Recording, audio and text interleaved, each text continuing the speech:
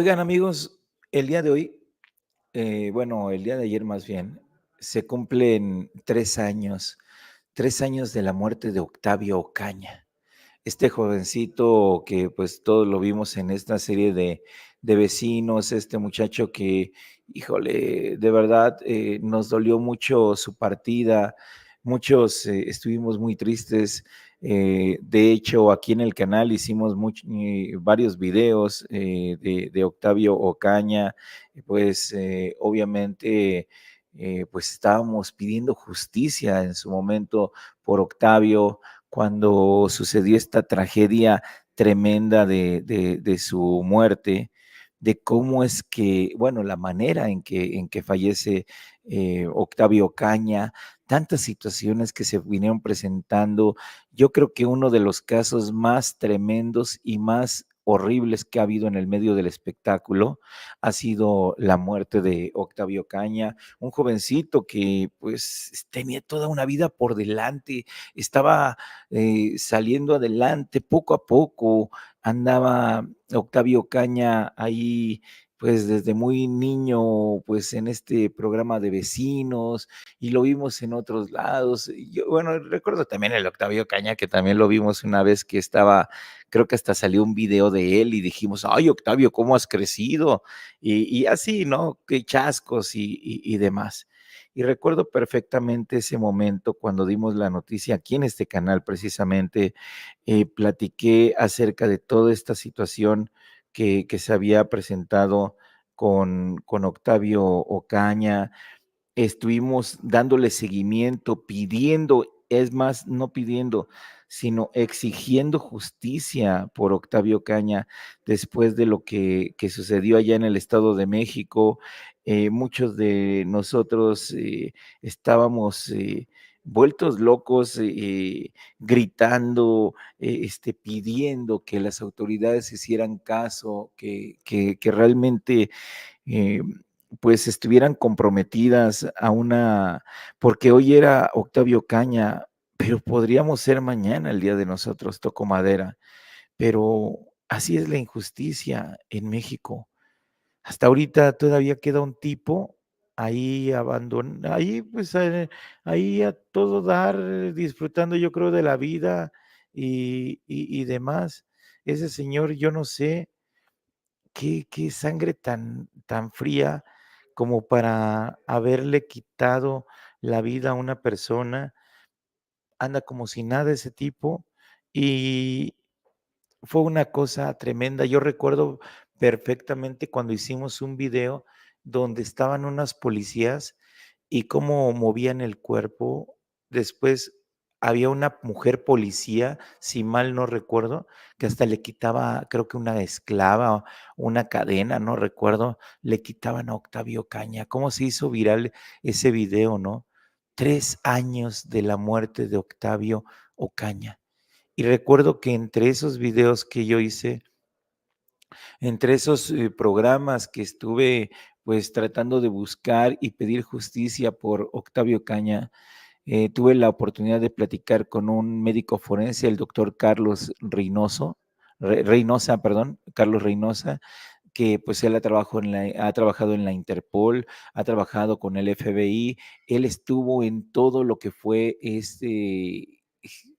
esos años, esa década tremenda y espantosa de las muertes de Juárez, y es un verdadero profesional, y los invito para recapitular ese momento donde el doctor Carlos Reynosa pues nos hablaba precisamente de las anomalías que existieron a la hora del fallecimiento de perdón, de Octavio Ocaña, y decía, bueno, él nos platicaba acerca de lo que era la trayectoria de las balas, nos platicaba acerca de lo que no se puede hacer cuando hay una persona fallecida.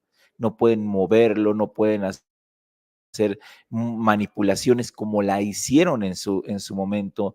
Y fíjense cómo son las cosas. Ahora el papá de Octavio Caña, su hermana, su familia en general, pidiendo, exigiendo justicia, pero aparte ellos pagando, su papá de Octavio pagando para a diferentes personas, en este caso a investigadores, a peritos y todo, para que investiguen de manera adecuada, porque lamentablemente las autoridades no han hecho absolutamente nada al respecto.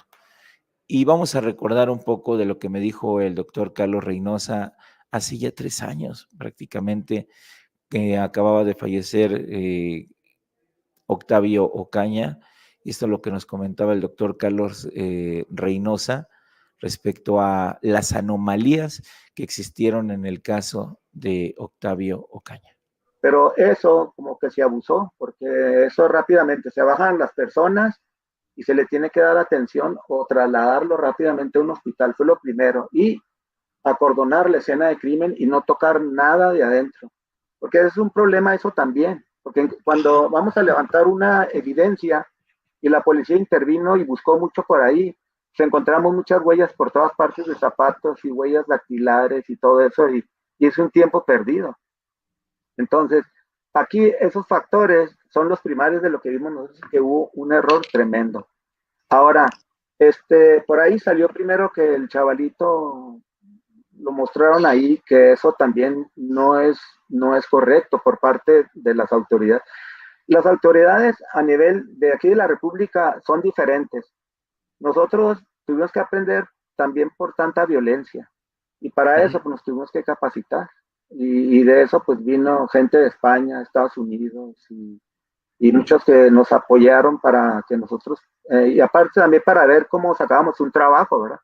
Porque un trabajo forense se puede hacer en unas horas, pero cuando hay 40, 50, pues le calculamos las horas, ¿no? Claro. Un cadáver en necropsia se dura entre 1 o 2 horas, depende de la cantidad de proyectiles que traiga la persona.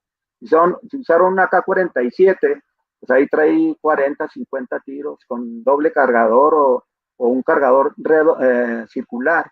Pues vamos a encontrar ahí entre 80 proyectiles que tenemos que levantar y luego llevarlos al laboratorio y luego hay una línea de ahí de 40 cadáveres, pero lo teníamos que hacer porque nosotros fuimos muy observados por el FBI aquí en Estados Unidos, fuimos por el Parlamento Europeo, con la Corte Interamericana en cuestión de los feminicidios, porque acuérdense que también nos estigmatizamos con los muertes de las mujeres. Entonces todo eso pues, nos hizo que tuviéramos ya más un criterio más elaborado, más selectivo el personal, más responsable y de ahí hacer un medio donde no se alterara la escena de crimen ni tampoco las evidencias. Porque de eso ofrecen mucho dinero para que cambien una evidencia, para que cambien los proyectiles, para que cambien la sangre, para que todos los factores ofrecen mucho dinero y tenemos que tener mucho cuidado con eso porque si no, rompemos con el esquema. Y al romperlo, el esquema, pues tenemos el riesgo de caer en la cárcel por muchos años. Y entonces, Claro. ese es el problema, ¿verdad? Entonces, aquí, pues nosotros teníamos que tener cuidado con la policía, tanto federal como estatal, cooperábamos con los dos, ¿verdad? Pues como fue lo común, con la federal. Y entonces teníamos que tener mucho cuidado y también nos pedía el auxilio la Sedena hicimos yo hice una especie como de comunicación con todas las autoridades a nivel, venían de México, todavía nosotros tenemos el contacto ahí con el Instituto de Ciencias Forenses de la Ciudad de México, con el doctor Felipe Takahashi, excelente investigador, y es el primer instituto aquí en México y el de Guadalajara. Entonces, esos factores, pues tenemos que tener mucho cuidado y la tenemos que pensar 2 veces. Por ejemplo, lo que me llamó la atención también es que al muchachito lo estigmatizaron rápidamente de que venía drogado y alcoholizado.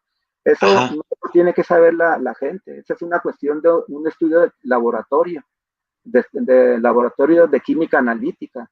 Y nosotros revisamos todo, ¿verdad? Todo lo que no nos vamos nada más con lo que le sucedió, sino vemos si hay factores de algún cáncer por ahí, alguna alteración de los tejidos, ¿verdad? Algunos tumores. Hacíamos histopatología, o sea, no nada más nos quedamos en eso, nomás que ya después no nos alcanzaba ya el tiempo, ¿verdad?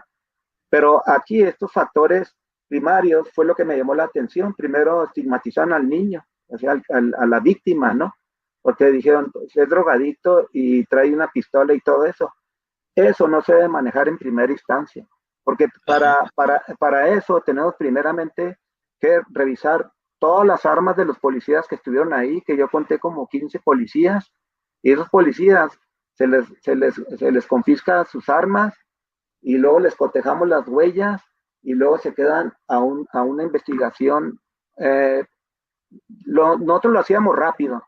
Nosotros nos metíamos, el médico y los criminalistas, nos metíamos a ayudar al área de balística forense, nos metíamos a química, nos metíamos a genética, o sea, reciclamos y todos aprendimos de todo. Yo aprendí de los abogados, ellos aprendieron de medicina, entonces ahí ya no había otra opción de mentir ni de sacar errores ni nada de eso. Entonces aquí lo primero que debieron de haber hecho ellos, de haber demostrado, y es la parte primaria, es haber revisado todas las armas y supuestamente el arma que traía el muchachito. Esa es una. Y luego pruebas de rodicinato de sodio, de Harrison Gilroy o de la que sea, pero también para identificar, para ver quién fue el que hizo tiroteos, tanto de la policía o si fue realmente el muchachito. Entonces, aquí tenemos, ese es un trabajo que se hace rápido, porque hay que activar la cuestión de la denuncia, ¿verdad? De la cuestión del proceso legal, de la averiguación previa, para que tenga éxito la investigación, porque si no, se hace un círculo vicioso ahí, ¿verdad? Entonces, esos son los factores. Ahora, otro factor también, mande. Doctor, una preguntita rapidísimo. Sí. ¿Usted considera que aquí en este caso o los policías no estaban bien capacitados para esta situación o que hubo anomalías en este tema? Bueno, para principio de cuentas, había tumulto, o sea, no pueden entrar todos ahí. Ahí Ajá. nada más entra uno, ahorita como los policías son los primeros que intervienen, ¿verdad? Por la cuestión. Aquí en Juárez nosotros evitábamos que llegaran los policías, por eso nosotros nos dividimos en estrategia en la ciudad. Estaba porque eran eventos casi cada hora o cada media hora. Entonces tenemos que tener una estrategia de estar ubicados en el norte, en el sur, en el este y en el oeste para que rápidamente llegáramos y no nos ganaran los policías al llegar primero que nosotros, porque nosotros encontrábamos muchas huellas de botas, de lo que les comenté ahorita, cuestiones dactilares, cabello, saliva, a veces botellas de refresco, porque todo lo tenemos que levantar y de repente, no, esa Coca-Cola era mía y ¿sabe cómo? Entonces, eso no se debe de dar. Entonces, aquí el factor, el primario fue ese, ¿verdad? Que en cuanto el muchachito se debió de haber trasladado porque estaba en vida. Si no llegaba la ambulancia, pues estaba en código rojo y en cualquier momento podía morir. Entonces, eso lo hace la autoridad porque ahí conté varias camionetas y una se debió haber preocupado y haberlo trasladado, no estarlo viendo, porque el Claro. muchachito ponía su mano en la cara.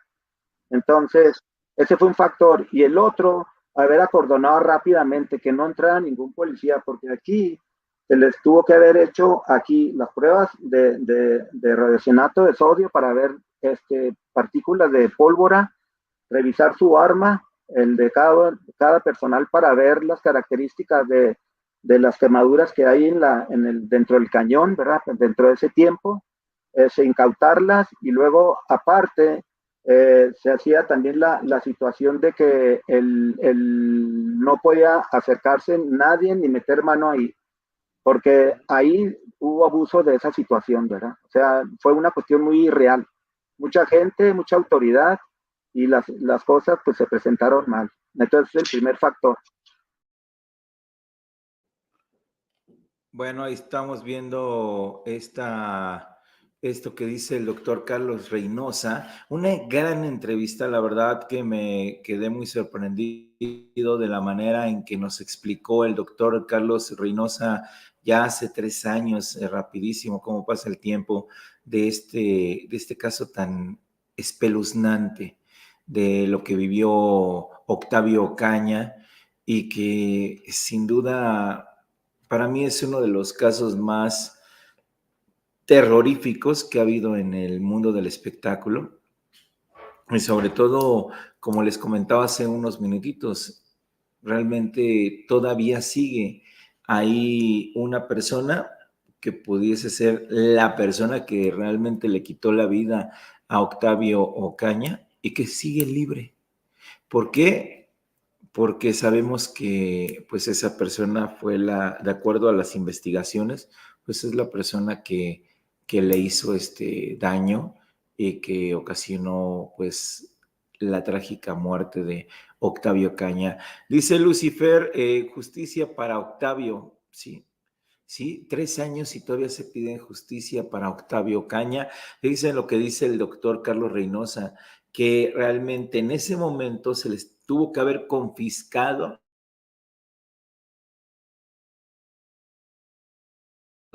se les hace un estudio y para ver realmente, bueno, una prueba para ver si esa arma pues coincide con la que le quitó la vida a Octavio Caña. Y eso jamás lo hicieron.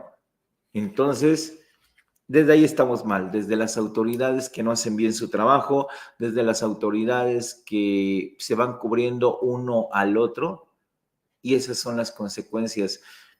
En este caso, en el caso de Octavio Caña, pues fue un caso público, fue un caso que todos empezamos a platicarlo en diferentes medios, tanto noticiosos como de espectáculos, y la gente estaba volcada en contra de todas estas autoridades, y es por eso que tal vez se ha medio hecho justicia, porque todavía falta.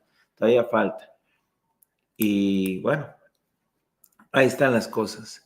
3 años de la muerte de Octavio Ocaña, y siempre lo vamos a recordar a Benito, al gran Benito, que en verdad, pues desde niño lo seguimos y desde niño lo veíamos con ese personaje en Vecinos, y pues que en paz descanse eh, nuestro querido Benito, nuestro querido Octavio Ocaña, y bueno, 3 años de su partida.